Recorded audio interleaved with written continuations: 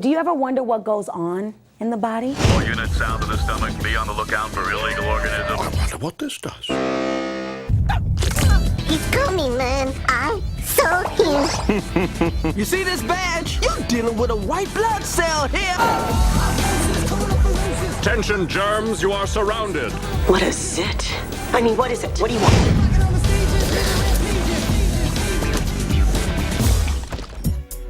This is Frank. Yes, he is a mess. Eats whatever he wants, and he doesn't exercise. And you do not want to know what it looks like in there. You do? Well, all right, let's go. This is Frank's stomach. Lots of activity. And his arteries looks like the Santa Monica freeway at rush hour. Hey there, I'm Brandy. One of the voices in Osmosis Jones, and I'm going to take you on a tour of Frank, inside and out. And we'll go behind the scenes for a look at the making of the movie. Ooh, and speaking of behind, guys, can we get out of the bowels, please? You've got a body, right? Yeah. All these microscopic cells in charge of things, taking care of business and keeping you feeling good. And then one day, you come down with something strange. And bam, a virus. That's what's happening with our buddy, Frank. And that's where Osmosis Jones and his partner come in. It is like a city in there. It's called the City of Frank. And inside, there are good sections, there are bad sections. Good neighborhoods, bad neighborhoods. Can you give me one glazed and one with a jelly-filled nucleus? Uh-huh. Good people, bad people. You're busted! I'm in the virus protection program. It's clever the way it goes inside and outside. And I got the virus from this chimp. Dad, that's filthy. Honey, 10-second rule. It's the ground, you pick it up within 10 seconds, you can eat it. I play the white blood cell, solving the crime of the sickness. It's basically a buddy cop movie that takes place inside the human body.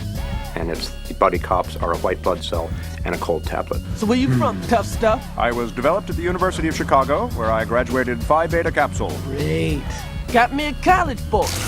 Where did you study? When you grow up on the wrong side of the digestive tract, you don't got no money for no fancy schools. Oh. My high school was crack central. Oh? No, it was in the crack. I play Leah, the sassy assistant to the mayor. Okay, Frank, this is your, conscience speaking. The mayor is a politician and pompous and know-it-all. People, you worry too much. The body is in perfect shape. And it's all going on inside of Bill Murray's body. For this film, and this film only, I have allowed myself to get off of a very, very fine edge that I keep my body tuned to. Frank is raising a young daughter, about a 10-year-old girl by himself. She's really concerned because Frank doesn't take care of himself. Your body needs fluids now, lots of them. There's beer fluid. Oh, of course it's fluid. What about all that wet stuff in it? Meanwhile, he's getting a virus and getting awfully sick. They're discovering that what they're up against is more than the common cold, that it's actually a virus. Played by the evil, evil Lawrence Fishburne. So, this is where the scum of Frank comes to fester. Hey, you lost, pal. This is a private sweat gland. Now beat it! I'm looking for volunteers, yo. Some nasty germs who want in on a big score. Look who thinks he's the Ebola virus. Ebola is a case of dandruff compared to me. He's a great villain because he's one of those guys you love to hate. You know, you really love hating him because he's just evil. Bruiser, take this punk up to the face and bury him in a blackhead. When we're done with you, it'll take a Swedish facialist and 6 steaming washcloths to get you out. Sounds like a gas, baby. Bring it on. I am here in the mouth.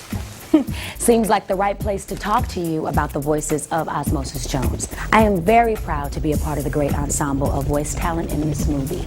But I'm even more proud to inform you that this is not my mouth. Oh boy, somebody needs to floss. Doing a voice, it's freeing because a lot of times you're not working with another actor and you can try more ideas. Chris Rock has a persona that is irreverent, strong. It's exactly the Ozzy personality, who's a maverick cop.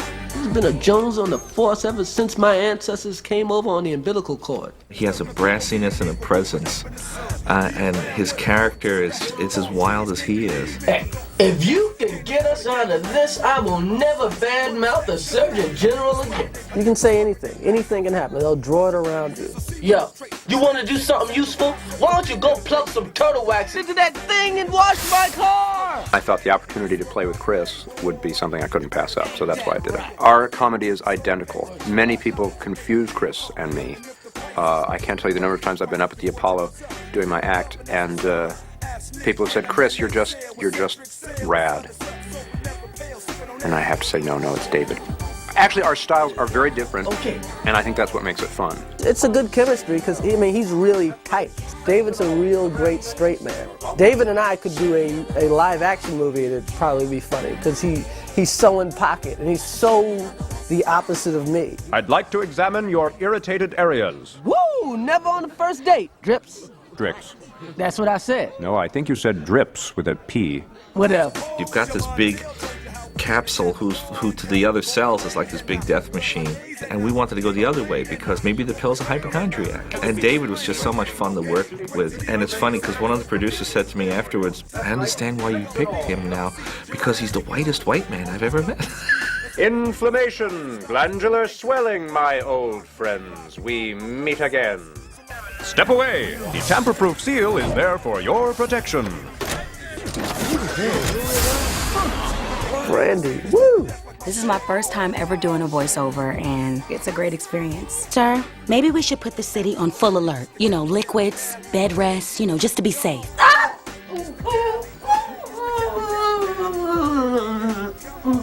Peter would grab me and tug me and move me around so my voice can be like, and ouch, get off me, so it could be real. Let me go! Hey, watch the hands, buddy. Oh, hold up. You better put me down. See, I told you she'd be excited. Now, tidy up, will you? I just kind of fell into Nixon, and I kept thinking it was kind of pompous. And then I didn't want to do too much Nixon, so somewhere in between. Mr. Mayor, do you have a plan to deal with the fat cell housing shortage? I'd like to announce we're beginning construction on a third chin. Because I had no visual reference, there was no rendering that they were satisfied with. I started in a place that was, very sort of classical, I guess. So the process was really a first for me. It was very unusual. Enjoy the funeral, boys. When you make a movie that takes place in here, you spend a lot of time thinking about bodily fluids and functions. And when that movie is from Peter and Bobby Farrelly, creators of Dumb and Dumber and There's Something About Mary, you can be sure that they have an interesting way of taking you in and out of the city of Frank. As much as people like to see inside the human body, I think they like to see the occasional face. The original animation script is very clever, but I think the boys did a good job of writing things that were very interesting to pop you back out. Well, I know how you wanted to take a trip this weekend, so... Usually, you hope that the actor sticks to the script, but when you work with Chris Elliott, Bill Murray, and Molly Shannon, you just cut them loose, because they are all extremely good at improv. They're just great, if you're doing a scene and maybe you throw something in, for example, there's a scene where I'm supposed to laugh hard, and if you sort of do a bigger version, they're like, let's do that, do it more.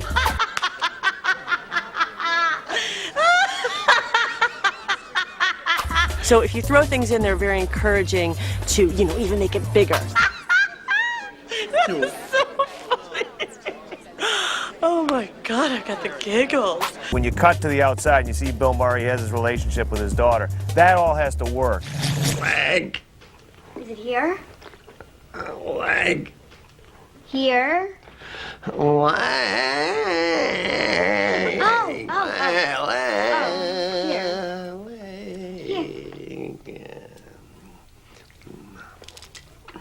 The one thing that I think we did try to do is make sure that it worked on an emotional level. Are you ordering out? No, I'm making you an appointment to see the doctor. How do you dream up this world? The city of Frank.